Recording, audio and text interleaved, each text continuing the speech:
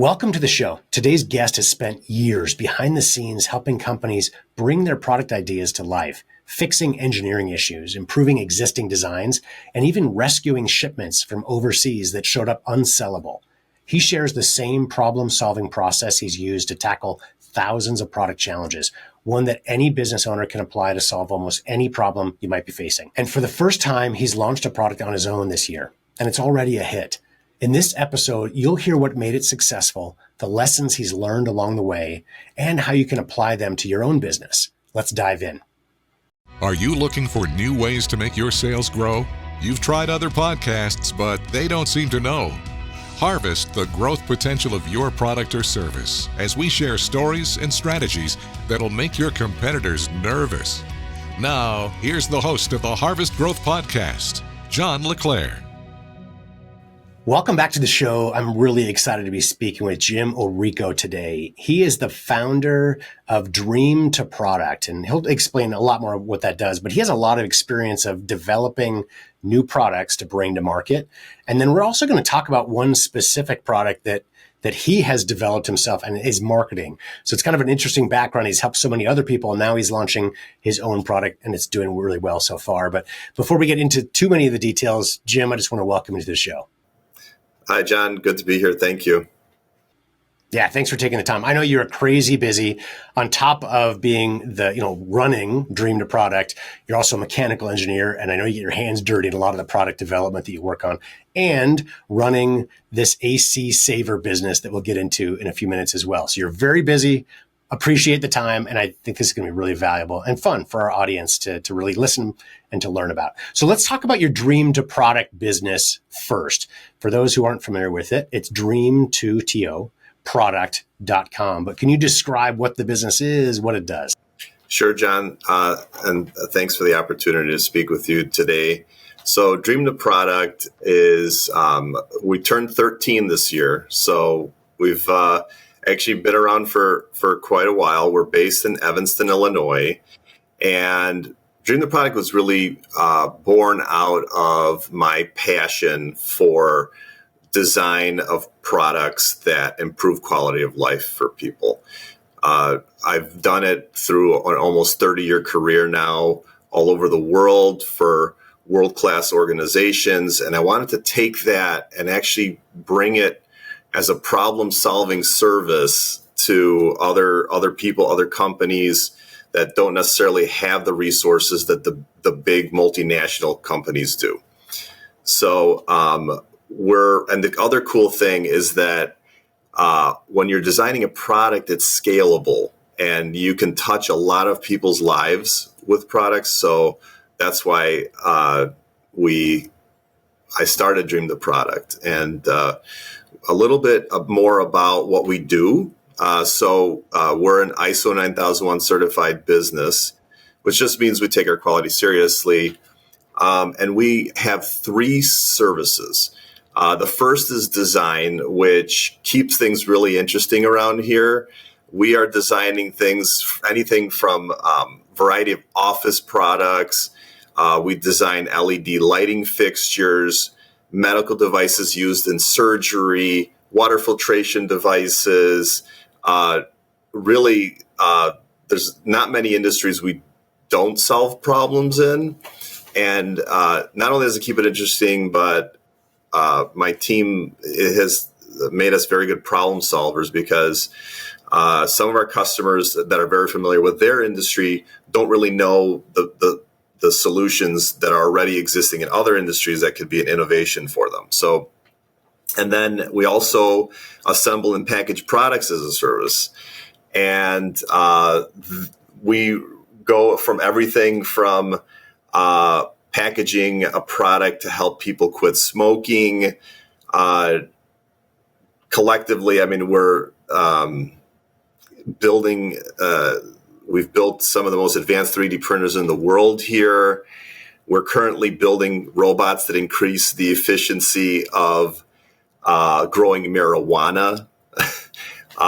We build a product that doses bacteria into sewer lines to actually increase how the sewer lines stay clean, but then increase efficiency at the water treatment plant. So there's some really cool things we're doing here, and also like designing and making a 3D printed puzzles to help with people that are legally blind and assessing their acuity during therapy sessions and things like that. So I do have some specific examples if you'd like to get a little deeper on some of the things we're most proud of. Yeah, no, absolutely. And I'm glad you gave some very high level examples already. It just helps to understand. I'm sure there's a lot of inventors maybe listening right now that have, trying to think of, okay, what's my next idea? And it's interesting to think about, realizing you don't need to be an expert in the full engineering, design, development. You can find a firm like yours, like Dream to Product. Like if you've got the idea, there are great companies like Dream to Product out there to help you now turn that idea into something tangible and manufacturable, if that's a word I could use. But understand that's that full flow, that it's usable and something you can make and potentially package and ship. So you talked about high level ideas. Yeah, I'd love to hear a couple of examples of specific products you guys have worked on. Yeah, so I'll give you one example for a large company and then one example for a very small company. And then actually I'll give you an example of a third service that I didn't mention yet that actually arguably we're most proud of. And so for the large customer, they already had an engineering team. It's a company called Metroflex.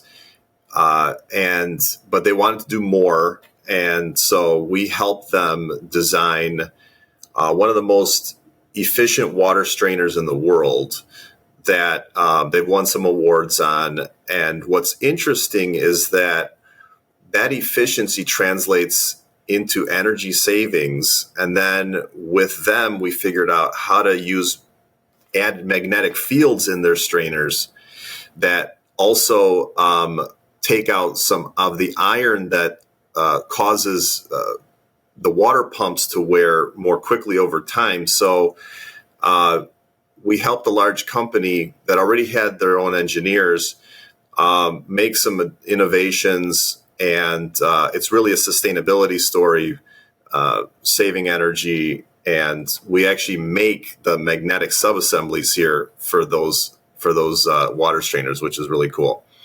Then for a really small company, we helped Lock Caddy, which was a startup, but they've been in business now for several years.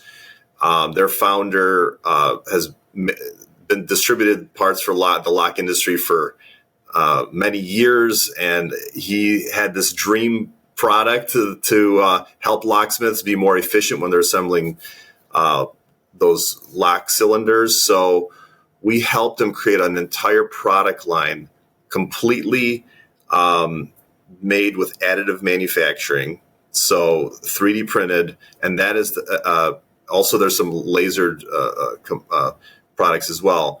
But it didn't have to tool up anything. We're making a whole product line that didn't have any tooling at all, and we're helping locksmiths with their efficiency, and that's for the Lock Caddy company. And then finally, we do a third service that we're very proud of, and that's rework. John, you would be shocked to know how many products that are made overseas arrive to the U.S. and then they discover a problem, and they're not saleable, and they go in a landfill because it's not economical to send it back to China. There's no resource to fix it here. The factory's in China, so they just landfill it. And so we discovered that we can take our knowledge about designing and making new products and figure out how to fix defective products. And we've done everything from fixing defective bolts on baby strollers, fixing outdoor furniture where things are kind of falling apart unexpectedly, to smart outlets. These are all for actually well-known brands. I will not mention the brands, but we have collectively kept almost 1 million pounds of products out of landfills. So that we're really proud of that. It's cool to make things, but it's also cool to use the stuff we already made. So I'll I'll stop there, but definitely really proud of some of the things that we've done here. Yeah, and it's funny, we've known each other for, I don't know, a couple of years or so, or a little over a year at least. And I didn't realize you did that side of your business, because we've been talking a lot about launching products, and we'll get into the specific one we're working on together in a minute. But rework, that is fascinating. And, you mentioned that the business we're in, so we're on the marketing side of what you do, as our audience knows, right? We bring products to market, not in the development side, but in getting them in front of consumers and helping them to buy. And because of that, we work with a lot of new products and new product companies, and it's constant. Like you said, it's amazing how many come here and you get your first shipment of 1,000, 5,000, 10,000 units. You've done all the testing on the prototypes that came, and the first shipment comes from China and a bunch of container loads, and they don't work. And you're right, it's thrown away. It's sent into a landfill, and it's tragic. It's great to know that there's a service out there to do it. I'd love to talk with you about the process, whether it's rework or whether it's design. It is so fascinating to me that you can work on such different technologies from an engineering standpoint, not be laser focused on one specific category, but you can do almost anything, right? At least a lot of different types of technologies. So how do you go about it? Is there a process you use for solving these problems, whether it's developing something new or rework, whichever makes the most sense to talk about? Well, absolutely. So the first thing I'll say is that there is no one size fits all process. So we have customers that are from startups to well-established multi-billion-dollar companies. They all come with a different starting point. Some of them have a deep knowledge of their industry. Some of them are starting up and know enough that they think they've got something. And sometimes they already designed the first iteration on their own, but they're needing to take it to a mass producible design. Sometimes it's literally a napkin sketch. And so the main thing we do is we look at the big picture for them and really understand, first of all, what's their finish line, and then look at start talking about approach with them. So one thing we've learned over time is that we all have to be on the same page about approach, and make sure that we all have the same expectations. The main thing, John, as you know, you got to meet your customer expectations. So we've got to make sure that's very clear. And so everything we do normally, we really lay out very in detail the approach and then the steps to follow that. And it's tailored. So everything is tailored depending on, each specific case. So that's what I would say about process. It's interesting. It's similar in some ways to marketing as you're talking about that. Like we work with a lot of different product categories, and people ask us like, well, are you specialists in vitamins and supplements or cleaning products or kitchen gadgets, whatever it might be. And at the end of the day, it's a process. For us, it's about selling, right? Your process is figuring out products, or problems rather, solving problems with products and being able to fix them. And I think with both of them, it's having that end goal, okay, knowing what you want to get to, and then dialing it back to a process on the steps to get there. And the steps might look different, but the goal is decided in advance. And once it's known, the process can be developed. So that's a good way to describe that.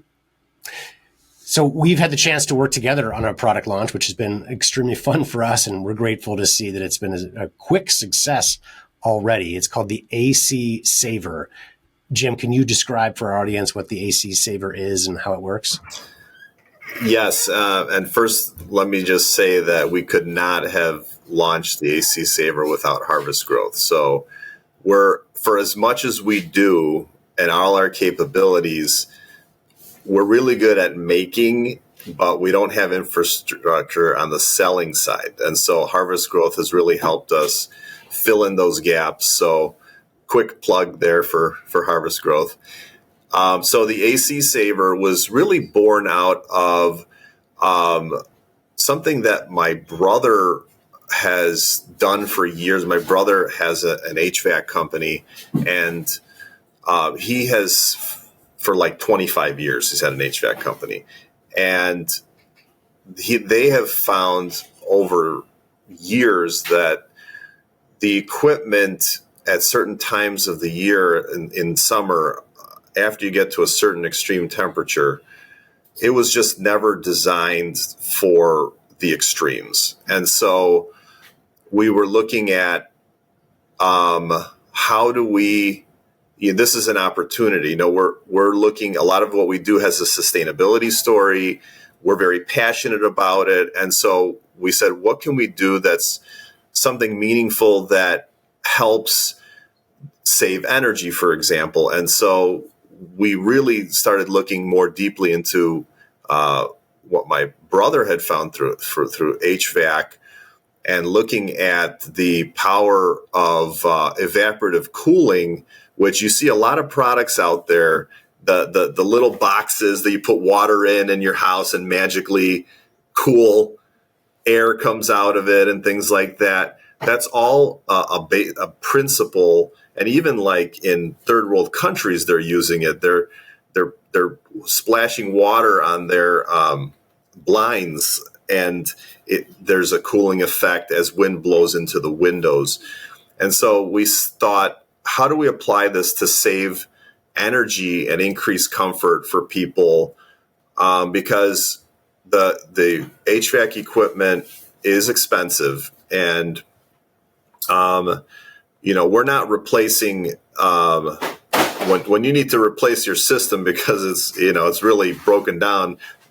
We're not a miracle cure, but we can really take the edge off when, especially in the extreme heat, and we keep getting more and more extreme heat days out there. And so the way it works is that we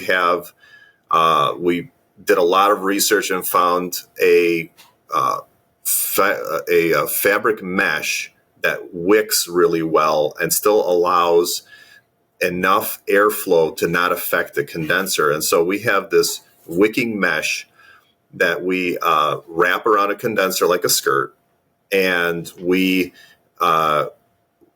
distribute water with a drip line at the top, all internal into the fabric, and it wicks water down. And as the condenser is sucking air in, it's the water that's wicked in evaporates, and a couple of interesting things happen. One is the air gets cooler, which everyone kind of knows about, but it also humidifies the air.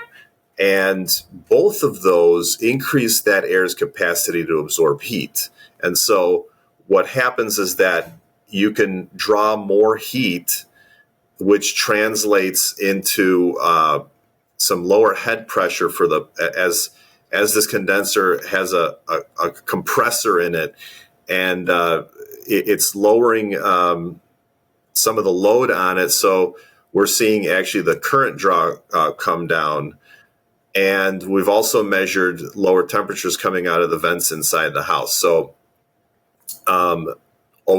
cumulatively throughout the day, there's been some savings, and we really think that it's going to help people just enjoy the summer a little bit more and be a little bit more comfortable.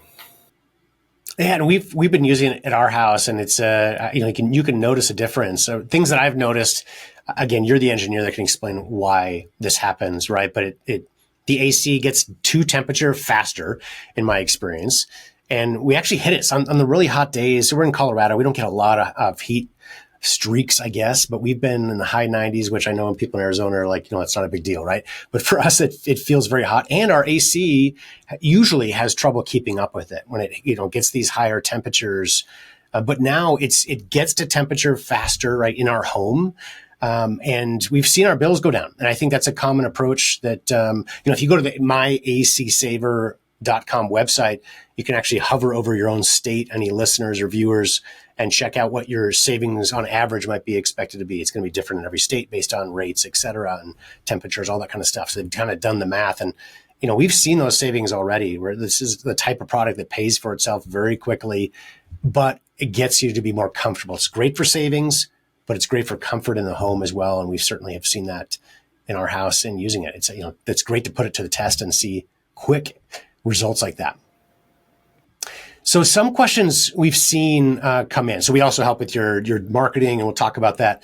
But on the social media front, we get a lot of questions online about, and I'd love to address with you, because I think it's great for the audience that may have some of these questions in the back of their mind already. So let's answer these. So one is, some people say, okay, well, I'm saving money on electricity, but I'm adding a little drip of water, drip system that I run water all day or when my AC is on. So electricity's down, but water's up. So they're like, it's a wash. I'm not saving any money. How would you answer that question? Well, it's true that water costs something, and on average, it costs about a penny a gallon for tap water, which is also coming out of your spigot, into your home. But we found that if you set it up so that the flow is not so high that you're dripping a lot of water at the bottom, and you're really just feeding the water that it needs for evaporation, the amount of water used can be dialed down to as low as 10 gallons a day. And if you think about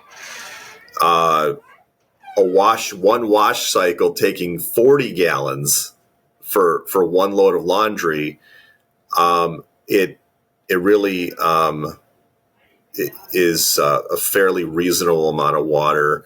We're offering some additional, we developed the sail valve, for example, to really dial in the use of the water. All our instructions say that you want to just have the water. If you don't have the sail valve that we offer, you can get any watering timer out there to really just kind of focus the water use just on the hardest part of the day to try to strike a balance with water use. Yeah, and for those that are listening, don't know what a sail valve is, for example, you can see it on the website. And all this is very easy to install. So unlike Jim, I'm not an engineer, I'm not a DIY expert, but it's very easy to install the AC saver and the sail valve. I mean, literally seconds. It's super simple. Attach it to your hose on the outside of your house. And, it is, as you said, 10 cents a day, it could be $2 to $3 a month, depending on how many days you run it, et cetera, in cost of water. And your savings in electricity can run $20 to $40, sometimes more, depending on the size of your home and the state you live in, the electricity costs, et cetera. So it's a much higher savings on cost of electricity than it is on the cost of the water. And you add to that, as we talked about, the comfort on top of that. So save money and get more comfortable. It really does work that well in my experience as well. Another question we commonly get is the mineral buildup. So this is a problem with some other sort of competitive products like misters, right? So there are some products that mist directly onto your condenser and they can cause some mineral buildup. So we get the question, well, does this do the same? So how would you answer that question? So, the misters, so there aren't that many products out there that you can add to, onto your condenser to try to help with energy costs, with cooling, comfort. And the misters, they came out first. And so that's what people are familiar with, but they found that there's problems that happen over time with those, where the groundwater has a lot of minerals in it, minerals that rainwater doesn't have. And so over time, those misters, there's been complaints on the internet about the minerals building up on the coils, and they could even corrode the coils. And really, that's part of what gave birth to the AC Saver, actually, because what we wanted to do is say, well, how can we do the same benefit and still have a big evaporative cooling surface, but not get water on the coil? So that's why we have this wicking mesh skirt that goes on the outside. So the minerals stay on the outside on the mesh, and they're kind of on the outer shell of the outer protective shell, and we're not getting water on the coils. So that's how we address that. But we can understand how That would be the first thing people think of because that was the first kind of product out of the market. But we definitely have overcome that. And it's, let me put it in layman's terms, so I make sure I'm correct on this. So a mister sprays water directly onto the coils or onto the condenser. This is the AC saver. It's basically water passing through the mesh. Air passing through, water's on there, and it basically cools the air, but it's really air going into the condenser, cooler air, as opposed to water, correct? Correct, yeah. So that's the water stays on the outer protective shell of the condenser. It's not getting to the coils, but you're still getting all the benefit because the air has already now passed through the water on the outside, and so you get the benefit of the cooler, humidified air. Another question we get common, I think you kind of answered this already previously, but is that does this slow the air going into the condenser because it's a mesh? And if you look at it online, again, myacsaver.com, you'll see it kind of wraps around and it's pretty big. So on a quick visual, does it block air? That is a question that comes to people's mind. You've kind of answered it already, but if you wouldn't mind just addressing that as well. Yeah, absolutely. So we did testing on this because, the last thing we want to do is actually negatively affect a condenser. So we did testing. Actually, the test report is downloadable from the website. But we found that the effect on the condenser airflow, even if it's the smallest condensers where the AC saver is really covering 100% of the air intake, is only 3.5% or less. And so with that 3.5%, we actually saw the strain on the actual current draw on the condenser going lower. So the current draw going lower is a sign that actually the condenser is working less, and the airflow. And again, 3.5 was like the highest we measured, so it's 3.5 or less percent. So we feel that we've not seen any signs that has caused anything. And it also has the benefit of protecting debris from entering into the coils as well. So people might not know, but right now your condenser might have debris in the coils that just cottonwoods, bits of leaves, things that float in the air.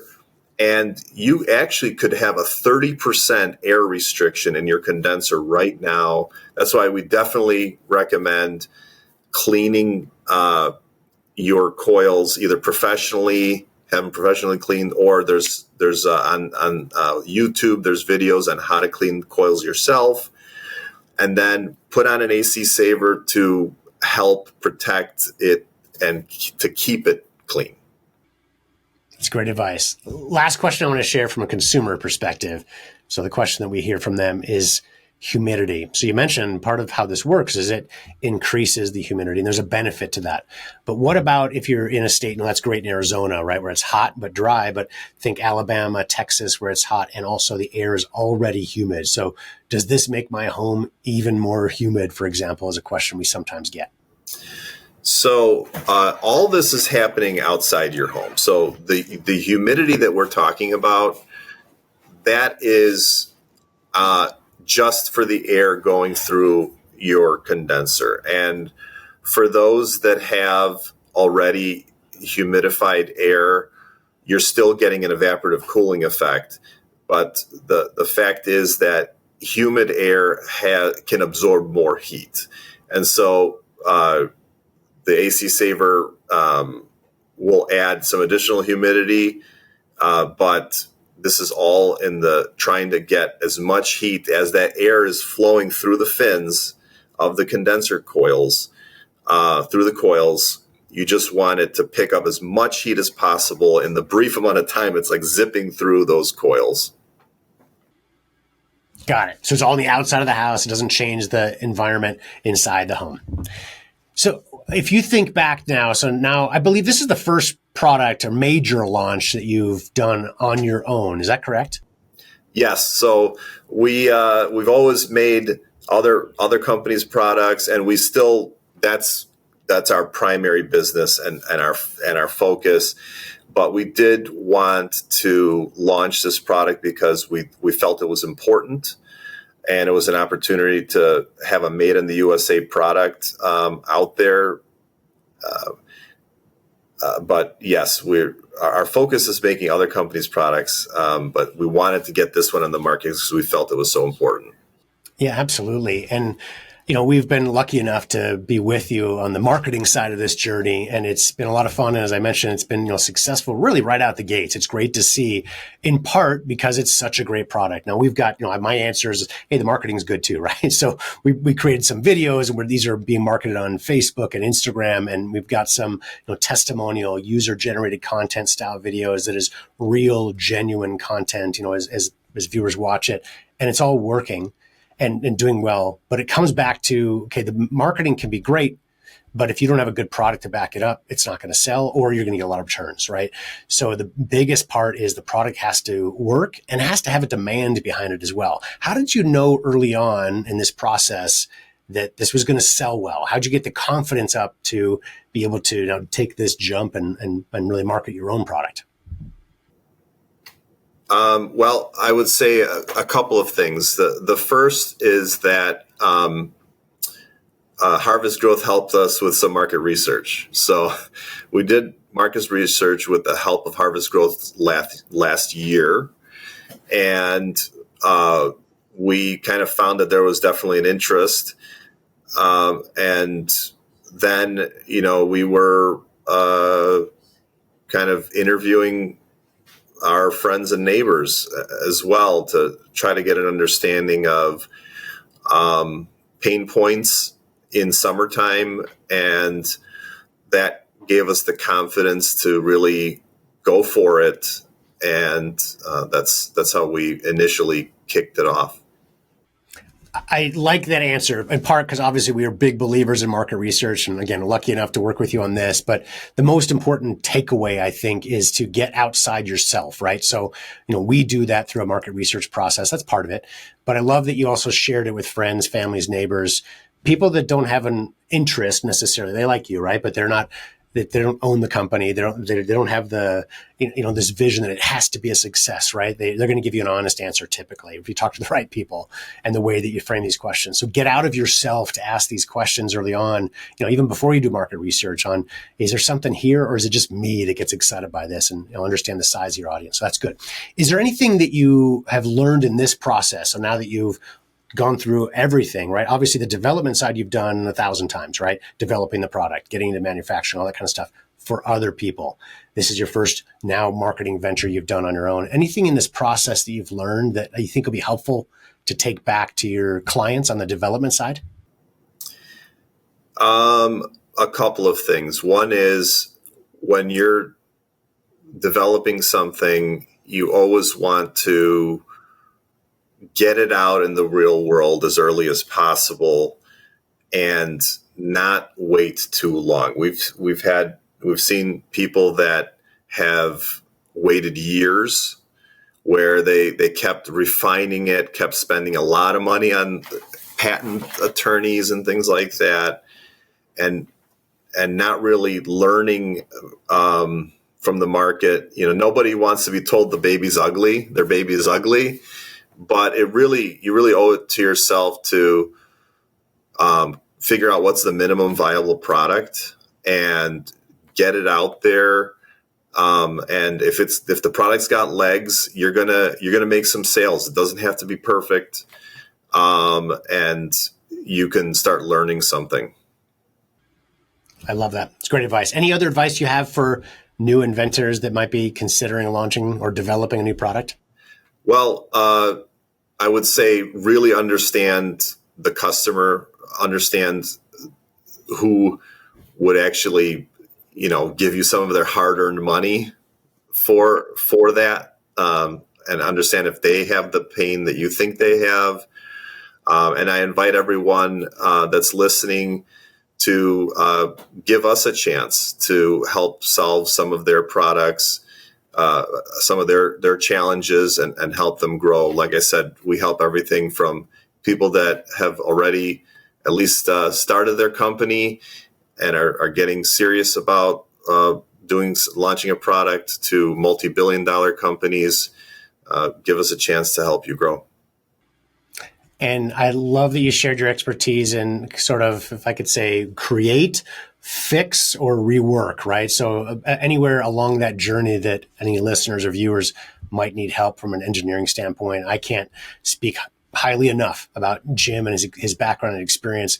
I've learned a lot about the engineering side in our discussions we've had over these past, year plus time that we've known each other. And Jim knows this stuff, right? He's a great engineer, can solve problems that, maybe you can't solve on your own. So definitely reach out with any questions you might have.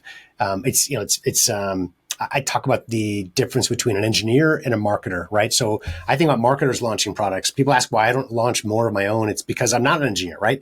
I don't have the patience to figure stuff out, get problems taken care of in the upfront, there's a lot to that, right? That's a different type of mindset as opposed to marketing something that's built enough, right? So minimum viable product, as you mentioned, and having that core expertise to solve those problems in the beginning is extremely valuable and a great service that Jim and his company operate and offer to other people.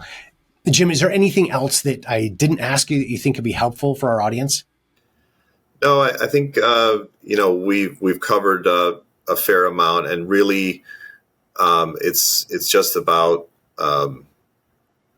reaching out and not being too protective of an idea, and really start building a team, because it takes a team with multidisciplinary team to get something really designed, made, and out in the world selling. Absolutely. And you've got a great team on your end for sure. For our audience, if you're listening or watching, go to dream2product.com. That's TO in the middle, or my AC as an air conditioner, Saver, SAVER.com, to learn more about Jim's brand new product, relatively new at this point, as well as his business to be able to help you with any problems you might have on the engineering front. Also, thanks for tuning into today's episode, where we uncover the stories and strategies behind some of the most successful product marketers out there. If you're looking to take your own business to the next level, be sure to visit perfectlaunch.com. You can grab a free copy of my book, The Perfect Launch System. It's packed with proven principles we've developed over the past 20 years, helping hundreds of businesses launch and grow successfully. Plus, you'll also get an exclusive one-page summary of some of our most popular podcast interviews, real-world insights you can apply right away. Head to perfectlaunch.com and start building your perfect launch today. Until next time, keep learning, keep launching, and keep growing.